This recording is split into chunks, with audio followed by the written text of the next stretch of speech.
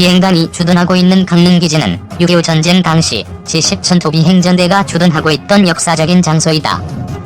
강릉기지에서 6.25 전쟁 중 F-51D 무스탕으로 대한민국 공군 최초의 단독 출격 작전을 수행하였으며 스몰이 철교 차단작전, 평양 대폭격 작전 등 총 7,800여 회의 출격 임무를 수행해냈다. 또한 전투 조종사를 상징하는 빨간 마우라 역시 강릉기지에서 유래하였다. 공군 창군 70주년을 맞은 현재는 대한민국 공군 최일선 부대로서 동북부 영공을 수호하고 있으며 현재 2개의 전투비행대대로 105대대와 112대대가 편성되어 F-5F 항공기를 운용하고 있다.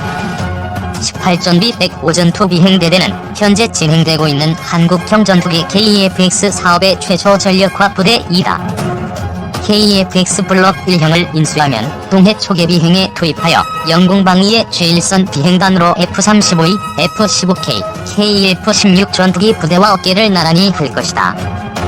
향후 5에서 6년의 기간 동안 18전투비행단의 F-5F 전투기는 지상 공격 임무를 우선하여 운영하게 된다. 그동안 비행안전관리 성과로 6년여간 36,000여 시간 동안 무사고 비행기록을 수립했다.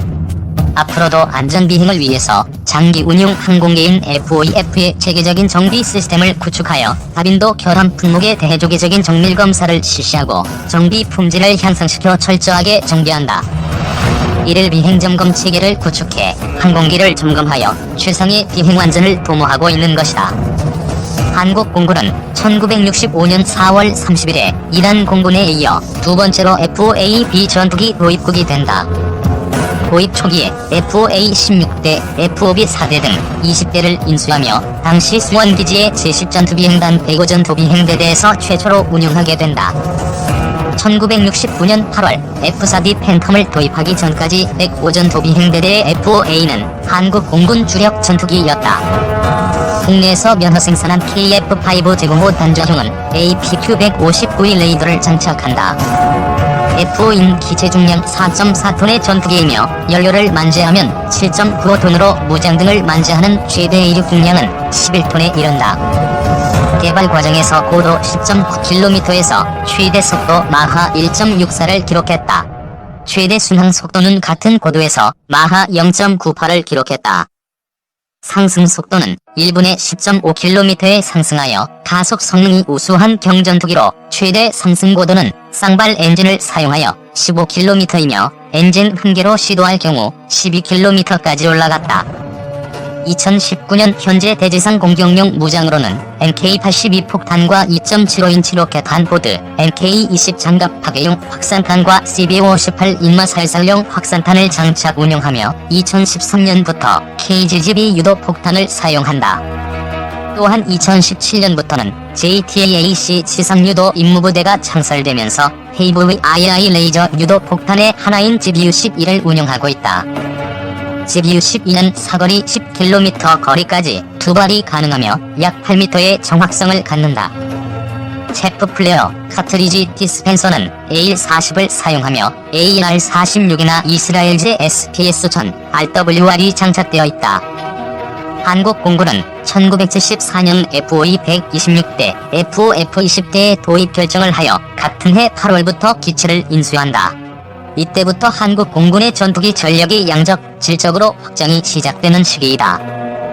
1980년 국내 면허 생산을 결정되고 1982년 9월 9일 최초의 KF-5F 1호기가 첫 비행에 성공하며 이후 대한항공에서 양산한 기체는 F-5E-36대, F-5F-32대이다.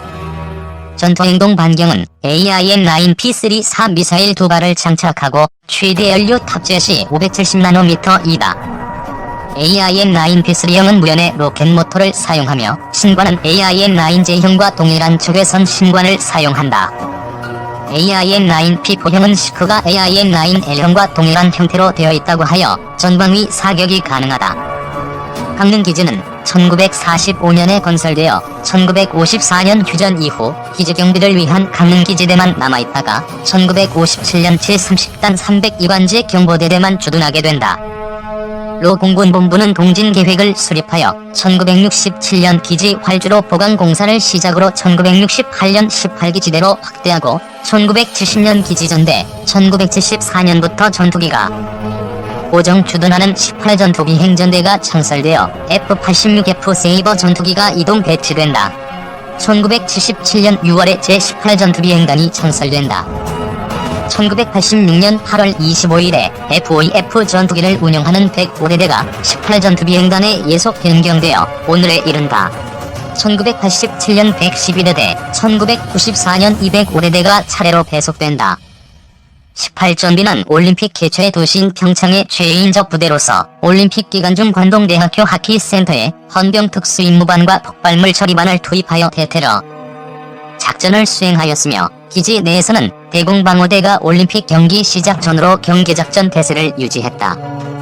18전비 장병들이 안전요원으로 투입되어 임무를 수행하는 등 총 753명의 18전비 장병들이 올림픽 개최에 기여했다. 한국형 전투기 1호 시제기가 제작되고 있는 경남 사천. 10월의 가을 하늘은 청명했다. 지난 15일 이곳에서 만난 한국항공우주산업 관계자는 공군 제3훈련비행단과 항공기 회사 카이가 왜 경남 사천에 있느냐는 질문에 방문객들이 늘상 묻는 질문이라며 1년 내내 경남 사천 일대의 날씨가 평온해 비행하기가 가장 좋기 때문이라고 설명했다. KF-X 사업이 본격화되면서 82.5만 제곱미터 규모의 광활한 카이 부지에는 최근 10년 새 각종 개발센터와 시험동 등이 줄지어들어서 주변 풍경을 급속도로 변화시키고 있었다. 기자가 카이를 방문한 당일 마침 KF-X 사업 참관차 방문한 카이 전 임원진들 사이에서는 상전벽해라는 표현이 나올 정도였다고 한다. 카이 본사로 가는 길목에 늘어선 각각의 사업체 건물에는 한국을 대표하는 대기업들의 항공사업 진출 내력이 담겨 있었다. 삼성, 대우, 현대 등 국내 굴지의 대기업들이 저마다 추진하던 항공사업은 카이로 통폐합돼 카이는 이제 대한민국 항공사업의 미래를 오롯이 홀로 어깨에 짊어지고 있다. 9조 원 투입, 단군 이래 최대 규모 무기개발 사업. 현재 카이가 명운을 걸고 추진 중인 KF-X 사업은 단군 이래 최대 규모의 무기개발 사업으로 불린다. 2015년부터 2028년까지 8조 8,095억 원을 투자해 공군의 노후 전투기 F-4, F-5를 대체하는 국산 전투기를 우리 손으로 직접 연구, 개발하는 사업이다.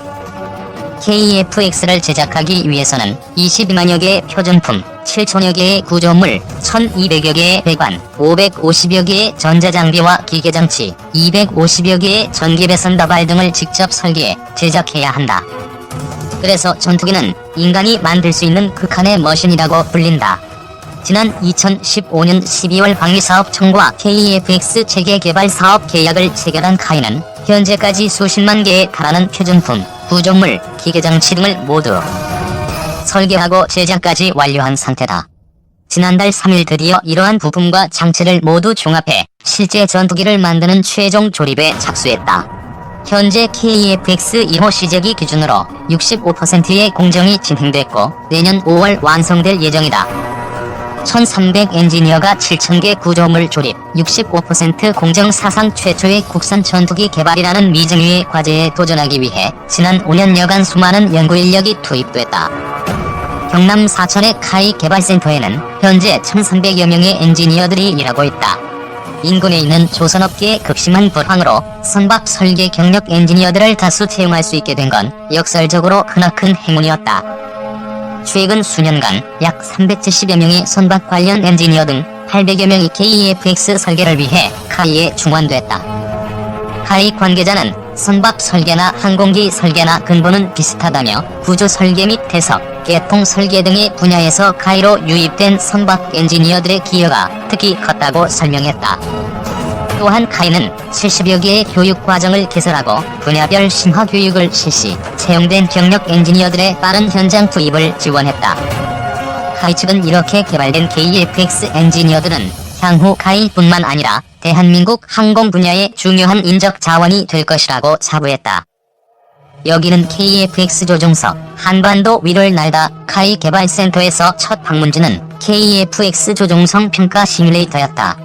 이곳에는 KF-X와 똑같은 조종석이 설치돼 있고 조종석 앞에 넓게 펼쳐진 화면에는 실제 한반도 지형을 똑같이 스캔한 정보가 구현돼 KF-X를 미리 조종하는 체험을 할 수 있다. 시연자가 KF-X를 이륙시키자 화면에는 주변 지형이 나타나고 실제 전투기 조종 환경과 똑같은 방식으로 시시각각 변하는 비행 정보가 표시됐다. 약 10여 년 전부터 자동차에도 적용되고 있는 전투기 조종석 앞에 허드 장비도 가동됐다. 이 장비는 조종사에게 직관적인 비행 정보를 제공, 한결 쉽고 편리한 조종 환경을 구현한다. 조종석의 다양한 전자장비들이 대부분 소프트웨어로 화면에 구현돼 현재 운영하는 전투기보다 훨씬 조종석 공간이 여유롭다는 평가를 받았다. 또한 전투기 조종관이 구형 전투기보다 훨씬 제어가 쉽다는 평가도 나왔다. 그 다음으로 방문한 항공전자 시스템 통합시험장비실에서는 KEFX용 소프트웨어 및 하드웨어 시스템의 성능 검증 작업을 하고 있었다. 30여 종의 항전 장비를 장착해 그 성능을 평가하고 무장 및 세부 개통 장비 20여 종과 항공기, 표적, 외부 환경 등의 모의 시험을 수행하는 것이다. 로키드 마틴조차 보유 못한 자동 조립 장치와 로봇 드릴링 시스템을 적용한 공정 최종 조립 공간인 고정익동에서는 KEFX 전방, 중앙, 후방 등 부위별 동체 제작이 한창 진행 중이었다. 각 동체를 합체시키기 전 복잡한 배선 및 회로 작업을 동체별로 완료해 각 동체를 모듈화하고 최종적으로 이 세 개의 동체를 합체하는 작업이다. 카이는 체계 개발 기간인 오는 2026년까지 총 6대의 시제기와 지상용 구조시험체 2대를 만들 예정이다. 조립 현장에서 가장 놀라움을 자아낸 것은 전투기 업계 선두주자인 미 로키드 마틴스조차 보유하지 못한 자동 조립 장치와 대형 로봇 드릴링 시스템의 존재였다. 이 장비는 모두 국내에서 연구, 개발된 것으로 국내 전투기 제조 인프라의 발전상을 보여주는 상징적 장비다. 자동 조행 장치를 갖춘 패스는 세 개의 동체를 옮기고 정렬시켜 합체시키는 역할을 전자동으로 수행한다. AGV가 움직이는 원리는 골프장 자동 카트와 같고 위치 정렬은 동체 지지대 11개에 설치된 레이저를 이용한 것으로 정밀 공차가 플러스 마이너스 0.001인치에 달한다. 패스 도입으로 과거 한 명이 달려들어 11일간 하던 조립 작업을 2월 5일 만에 완료할 수 있게 됐다. 작업 효율성이 80%가량 높아진 것이다. LRDS는 전투기 동체 조립을 위해 필요한 리벳 작업을 위해 필요한 구멍을 한치의 오차도 없이 정확한 장소에 표시하고 뚫는 장비다. 미국에서는 구멍 위치를 표시하는 장비, 구멍을 뚫는 장비가 별도로 존재하지만 국내에서 개발된 LRDS는 세계 최초로 두 가지 기능을 하나의 장비에 통합했다. 마지막 방문지는 아이언버드로 각종 평가가 진행 중인 개통시험동이었다. 과거 T-50 개발 당시에는 미국 인프라에 의존했던 분야지만 이번 KEFX 개발 과정에서 국내 기술로 해외 선진국 못지않은 인프라를 완벽히 구현했다. 카이는 개통시험동 인근에 KEFX 동체의 연료누수 여부를 최종 확인하는 시험동을 연말까지 건설할 계획이다.